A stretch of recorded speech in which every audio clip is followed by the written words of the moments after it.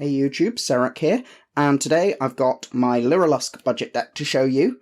So this is another one of the archetypes that was updated in Synchro Storm, and is another addition to the long list of humanoid bird people that Yu-Gi-Oh seems to have an obsession with, along with harpies and blackwings.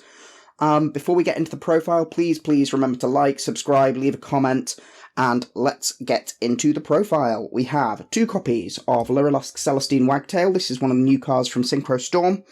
If it's special summoned, you get to search a Lyrilusc spell or trap. So it searches Bird Call and it searches Sanctuary. And then, if it's in the graveyard, you can target a Lyrilusc Xyz monster you control and attach this card to it as material. We then have 3 copies of the other new main deck monster, Lyrilusc Barrel Canary. If it's in your hand, target a Lyrilusc monster in your graveyard, special summon this card and that monster, and then it locks you into Xyz monsters from the extra deck.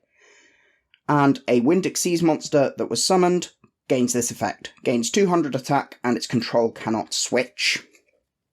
Occasionally, your opponents might have a mind control or something similar that they need to use. But its main use is for extending from the graveyard. 3 copies of Lyrilusc Turquoise Warbler. This has the classic, if you control no monsters, you can special summon it from your hand, and then if it's special summoned, you get to special summon 1 Lyrilusc monster from your hand or your graveyard, but you can only use that effect once per turn. Note, if it's special summoned from the hand, but it doesn't have to be special summoned by its own effect. So, you don't need to, you have no monsters to trigger your Turquoise Warbler's summoning effect from the graveyard or the hand, but you do to summon itself. Does that make sense? It made sense in my head. 2 copies of Lyrilusc Cobalt Sparrow. If it's special summoned, you get to search a level 1 winged beast, which can include DD Crow, because that is a level 1 winged beast. A Wind Xyz monster that was summoned using this card gains this effect. Your opponent cannot target this card with card effects. And then we have 2 Lyrilusc Sapphire Swallow. If you control a Winged Beast monster, special summon this card and 1 Winged Beast monster from your hand. You can only use this effect once per turn. A Wind Xyz monster summoned with this card on the field gains this effect. If it's Xyz summoned, target a Lyrilusc monster in your graveyard and attach it to as material. So this is a really easy way of building up something like your Assembled Nightingale for massive attacks on your opponent. So then we have 3 copies of card I'm trying out in this deck. It is 3 Win the Wind Channeler. Now, this card says, discard this card and 1 other wind monster. Add 1 wind monster with 1500 or less defense from your deck to your hand, except itself. And then it locks you into wind monster effects. This is really good in this deck. This searches every single Lyrilusc in the deck, with the small downside of we can't activate any other monster effects other than wind monsters. Most of our extra deck is wind, and most of the time, especially if we're going first, we don't need to activate something like Utopic Draco Future's effect on our first turn.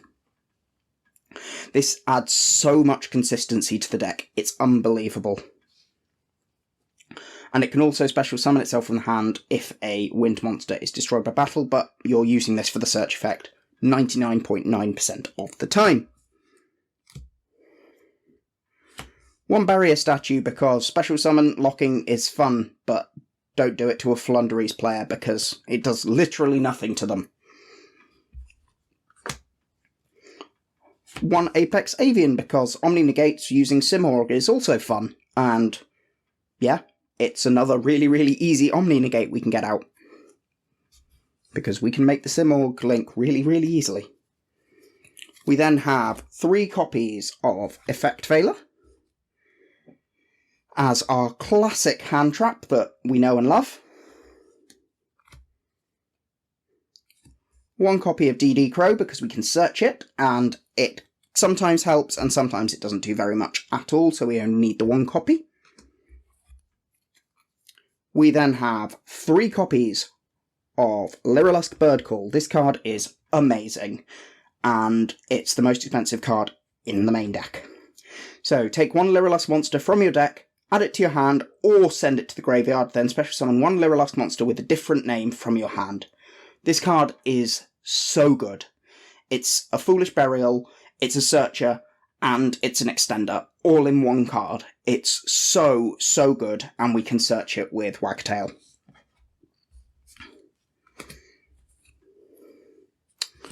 One Lyrilusc Bird Sanctuary. This allows us to make massive stacks of Xyz monsters, which means we can make a really, really big Zeus, or make an Ensemblue Robin have loads of bounces, or an Assembled Nightingale have loads of attacks.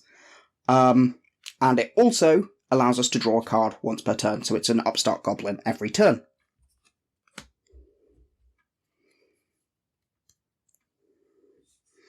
Three Pot of Desires, because drawing cards is good, and you should know that you should be playing something like Desires in every single deck, if you can afford to. We run very few one-offs that are critical to a combo, so the downside of potential banishing is fairly low, and if we banish, say, something like the Barrier Statue, well, we just get Apex Avian, and if we banish both, we don't go down the Simul line. It's very, very simple and very, very effective. We have 3 copies of Where Art Thou, because this searches every single Lyrilusc and Jester Confit in the deck. It'll normally cost us 2,000 life unless we haven't used our normal summon already, but the fact that it searches basically every single necessary card in the deck is really, really good. This deck is really good at playing through cards like Ash Blossom because we just have so much redundancy in the searching.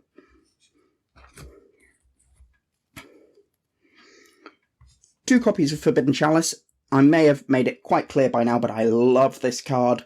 It's imperm, but it costs a fraction of the price. It can be activated on your turn, even when you control cards, and obviously is still good going second. It can be used offensively, it can be used defensively. It's so, so good. It can be activated in the damage step. It's such a powerful card at the moment. Please, please, if you haven't got copies of Forbidden Chalice, get some copies of Forbidden Chalice. One Instant Fusion, because Independent Nightingale helps us win in time, and it's just a free Special Summon 1 level 1 monster. 1 for 1. This should need no introduction at all. The majority of the deck is level 1. One Called by the Grave, because things like Droll sucks, and similar things like that. If you get impermed at the wrong point, that can also suck. Not impermed, sorry, Veilered at the wrong point, that can also suck. You know what Called by the Grave does. One Monster Reborn, because, again, it's just another absolutely free extender that we can run, and this deck just needs bodies to make massive stacks of Xyz monsters. And then finally, we've got 3 copies of Harpy's Featherstorm. Again, I've mentioned this card before in my Harpy deck profile. This card is amazing. If you control a Winged Beast monster until the end of the turn, negate any monster effects your opponent activates. If you control a Harpy monster, you can activate this card from your hand. That's a bit irrelevant. The first line is all that matters.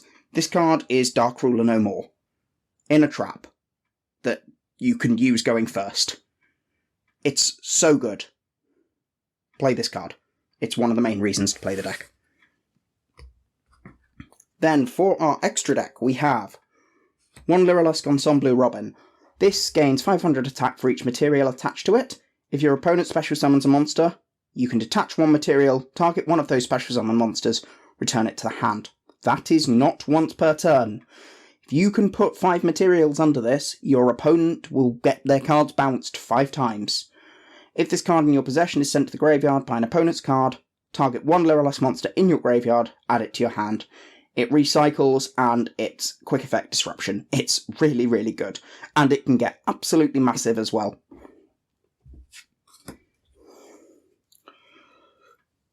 Three copies of Lyrilusc Recital Starling. This, if it's special summon, target face-up monster on the field, gains 300 attack for each material attached to this card.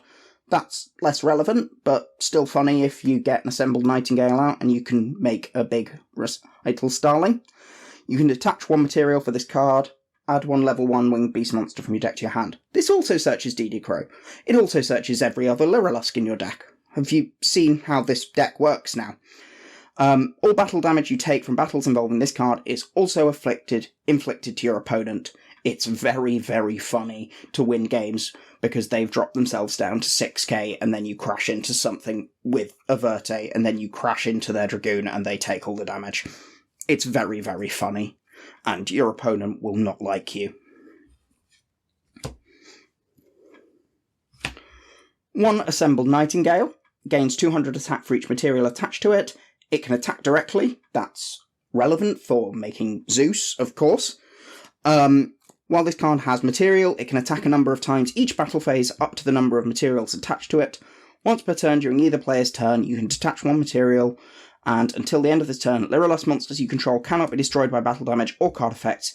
Also, you take no battle damage.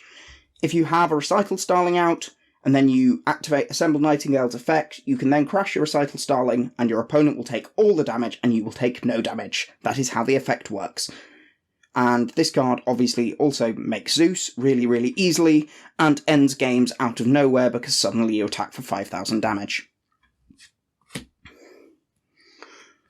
One Promenade Thrush because floodgates suck, and also it helps remove problematic field spells or similar things to that. And then at the start of the damage step, if another monster you control battles, detach any number of materials from this card, gains 300 attack for each material detached until the end of turn.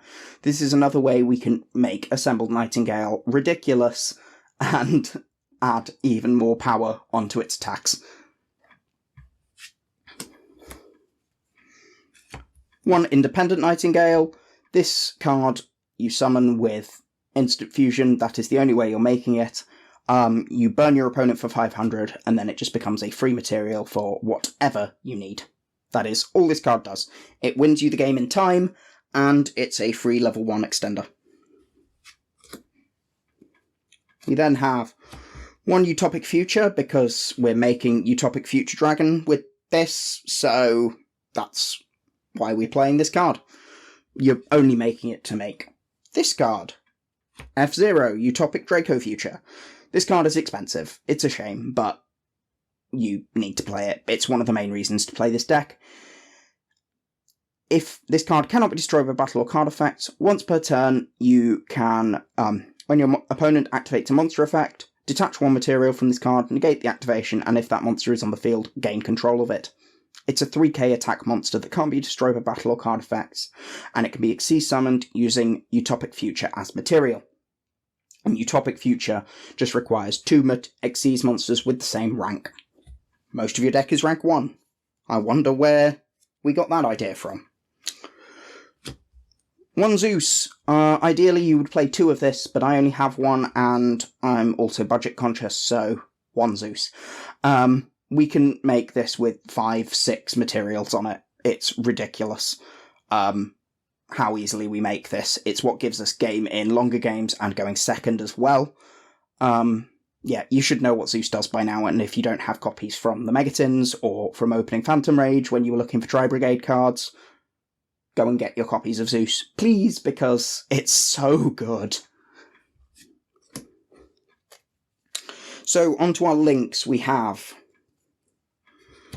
Linkaribo and Salamangreat Almirage. So, problem with this deck is we needed to play. Ideally, we would play Downerd Magician. Downerd Magician is currently £30 a copy, which we cannot justify when we're playing Zeus, 3 copies of Bird Call, and a copy of Utopic Draco Future as well.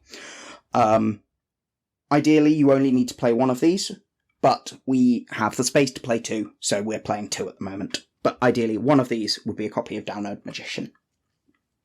You know what they do, they put a level 1 into the graveyard, and they provide you with some protection.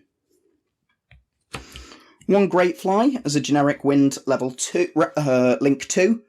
Obviously this helps with Assembled Nightingale OTKs, because getting that 500 extra attack could be an extra 2,000 damage, which might be the difference between OTKing them and just losing the game.